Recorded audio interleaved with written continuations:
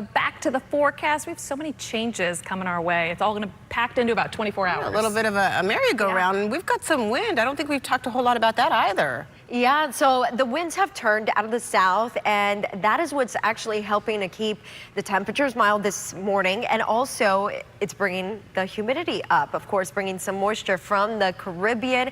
Eventually, the winds are going to be out of the southwest. Right now, it's relatively light. Relatively, I say that carefully, because winds have been sustained at 12 to 15 miles per hour so far early this morning in Vero Beach. But that's the only spot that I've seen the winds kind of increase. Now, I do expect the winds to increase by later this morning throughout the afternoon.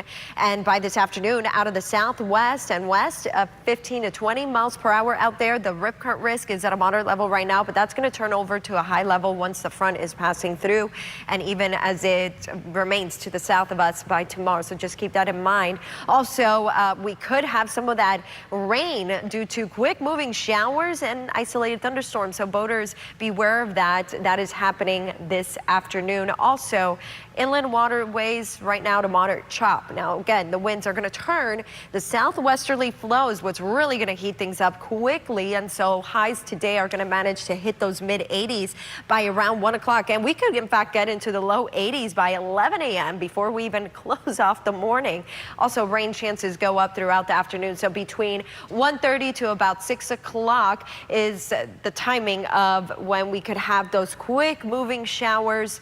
Some of those showers could cause some gusty winds and could turn over into an isolated thunderstorm. Then behind the front, starting late this evening into tonight, the winds turn out of the northwest, and then by tomorrow out of the northeast, and it's going to remain windy out there. So tomorrow morning we're going to start off pretty chilly.